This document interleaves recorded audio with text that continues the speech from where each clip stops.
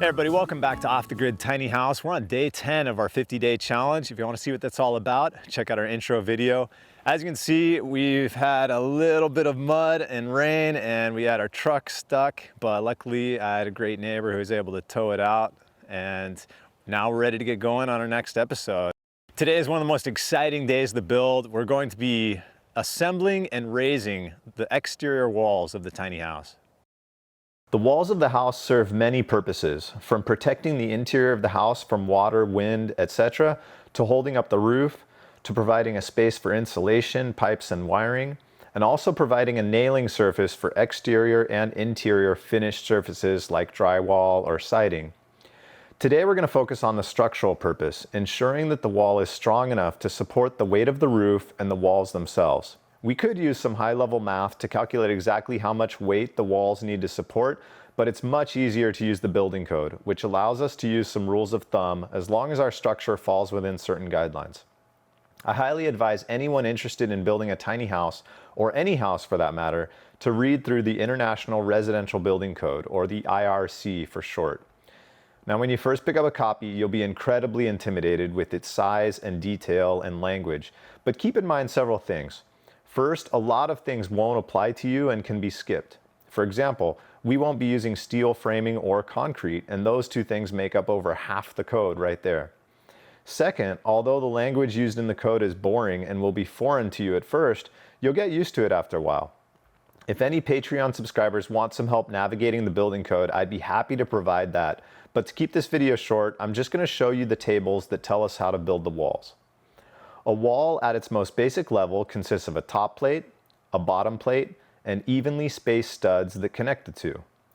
You can see from this building code table here that when you have a 2x4 wall under 10 feet in height that only supports one story, you can space the studs at 1 every 24 inches. This may surprise some of you because the majority of houses in the US are built with studs spaced every 16 inches. Sadly, this is because most house framers don't study the building code and just do what they were taught to do. So even though the code changes as we learn more about buildings and how they function, the people who use the code and build houses often don't change their ways. In the 1970s, building scientists developed what's called advanced framing, which attempted to decrease the amount of wood used in a building while still ensuring it was strong enough to stand up to earthquakes, tornadoes, etc. Less wood means less trees used, and even more importantly, more room in the walls for insulation. So our wall design looks something like this, but what about windows, doors? Those are also addressed in the building code. For door and window openings, you'll have to remove one or more studs, and you can't just do that because each stud is responsible for carrying an equal amount of roof weight. The building code allows us to use what is called a header to transfer the load to other studs called jack studs. The building code has tables that allow us to choose a header that is strong enough to transfer the load without bending or breaking, and also tells us how many jack studs we need to support the header. Let's take a look at a couple examples in the tiny house I'm building. Here we have the opening for our front door, which needs to be 36 inches wide. From the table, we can see that for a one-story home in an area with no annual snowfall and a width less than 12 feet, we can span up to 4 feet with a single 2x6 header and one jack stud on each side. And this is exactly what we'll be doing for our door opening today. Our window openings are all 46.5 inches, so they can be supported by a single 2x6 header as well, since that is less than 4 feet. You may have noticed this tiny little D next to the jack studs in the chart, and that little D corresponds to a footnote at the bottom of the table that says we can substitute one jack stud for an approved framing anchor to attach the header to a full height stud. This is another advanced framing technique and is exactly what we'll be doing for our window openings today. Let's take a quick overview of what we hope to accomplish today. We will be assembling the two long walls of the house, each of which has 2 windows and 1 door. We will then raise the walls onto the trailer and get them vertical. We will ensure they are plumb and then support them with some diagonal braces. We'll make sure that the bottom is nice and straight, and then we'll nail them into the subfloor framing.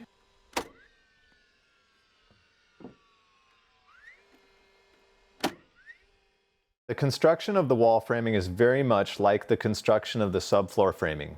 First, we attach our top plates and bottom plates together with some clamps and mark out the stud locations every 2 feet.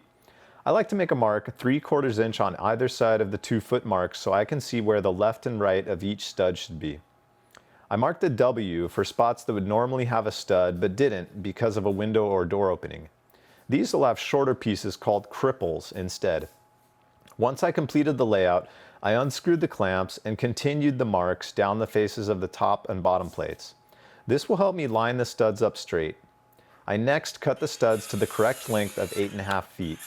I chose this length to give the ceiling maximum height while still allowing for plenty of insulation and remaining under the Department of Transportation height limit of 13.5 feet. Just like with the subfloor framing, I crowned each stud before laying it down between the top and bottom plates. Check out our subfloor framing episode if you need a refresher on crowning a stud. For the window and door openings, it's best to take a second to plan out your nailing order to make sure you can use face nails instead of having to use toenails. For example, here we have a window opening, and we first nailed the top cripple to the top header plate and then to the header. Next, we nailed on the bottom header plate, and last we nailed the entire assembly between 2 studs and to the top plate. If you do this in a different order, you'll be forced to toenail parts of it and your wall won't be quite as strong. Quick tip, when you're doing subfloor, we're using what's called 8D nails. They're 2 inches long. Now when we're doing the framing, we're using 16D nails, so make sure you got the right nail there. Also, this gun has a setting, so we'll go to number 2, get the high power for the bigger nails.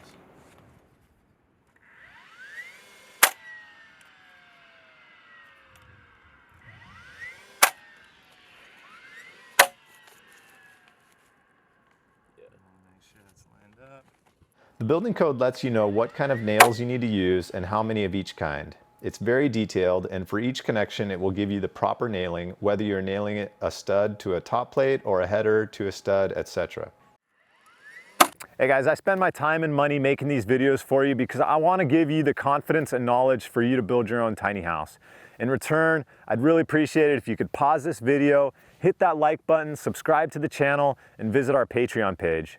Your support ensures that you'll see more awesome videos like this one. If you do start building your own tiny house, you can use the links in the description below to purchase your tools and supplies, and that also helps out the channel.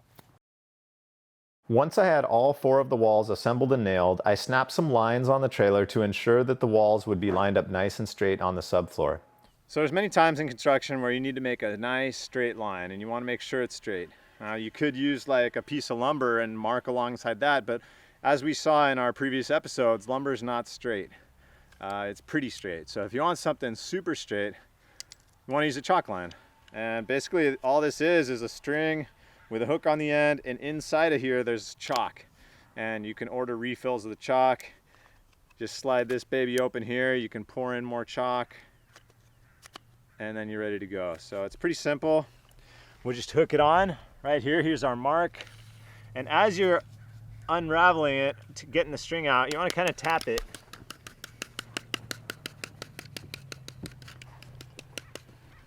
And then you can hold it nice and tight on your other mark. It's another great thing to use when you're just working alone. Look at that. Perfectly straight line. Keep in mind that the bottom plate may have a slight bend to it, and it's important to straighten it out as you nail it to the subfloor framing. I also nailed some long 2x4s to the outer studs on each end of the long wall sections. These will support the wall and hold it upright until it's attached to the other section of walls. I gathered a group of my neighbors to meet up to help me lift the walls. Each of the long ones weighs a little over 400 pounds. Raising walls is a great way to bring together the neighborhood. With enough help, raising the walls is pretty simple. First, we lifted the lower end of the wall onto the subfloor, and then one of my neighbors told me about a brilliant idea he got from watching a home improvement show. We screwed a piece of plumber's tape to the inside of the bottom plate, wrapped it underneath the bottom plate, and screwed the other end to the rim joist. This way it will act as a hinge and keep the bottom plate in place as we lift the wall. After lifting the wall, you can see how the diagonal bracing kept it in position. We started at one of the bottom corners and lined the wall up with the line we snapped and started to nail it down. Each nail should go through the subfloor and into the rim joist. The subfloor alone is not strong enough to nail to. As we worked our way down the wall, nailing it down, we pushed and pulled it as needed to our line to ensure a nice straight wall. I added a few more of the diagonal braces to the studs near the top of the wall and then used a level to check if the wall was plumb or vertically level. The diagonal bracing can be moved in or out and then pushed into the ground a bit to ensure the wall stays plumb. We repeated this process for each of the 4 walls, and then once we were sure they were all plumb, we nailed the corner studs together at each of the corners. Every episode I want to take some time to talk about struggles I faced and some of the mistakes I made. If you're going to be building your own tiny house, you are definitely going to make mistakes and have struggles, and that's okay. I want you to be prepared for them, and just like I'm overcoming them, you will overcome them too. So this episode, one of my problems was dealing with the rain. I had a lot of unexpected rainfall that, we had a lot of great weather, and I just wasn't really prepared for the rain. So I had made a decision to use cellulose insulation on the subfloor, and I just figured, I'll be able to get the roof on quick. Cellulose isn't supposed to get wet, but I figured it's just gonna be a couple weeks until I get the roof on, and we've had such great weather, it'll be fine. Wouldn't you know it, we got a ton of rain. So, I think the cellulose is probably gonna be okay. I was able to throw up some sheathing and some plastic tarp and try and keep it dry. But if it's not, I may have to pull some of it out or cut a hole in the subfloor and just try and blow some hot air down there and dry things out. I don't think I'm gonna have to do that. I think the sun is gonna be able to dry things out pretty well, but I am gonna have to double check once I get the roof on, just kind of check things out and make sure it's all right. And I may have to, add more insulation because cellulose can kind of clump together a little bit if it gets wet and then dries out. So, it's just, you make mistakes and you deal with it and move on. In our next episode, we'll be attaching plywood sheathing to our framed walls. The sheathing provides shear strength to the walls so it doesn't turn from a square into kind of like a parallelogram. Hope you can all join me on the next episode as we install the wall sheathing.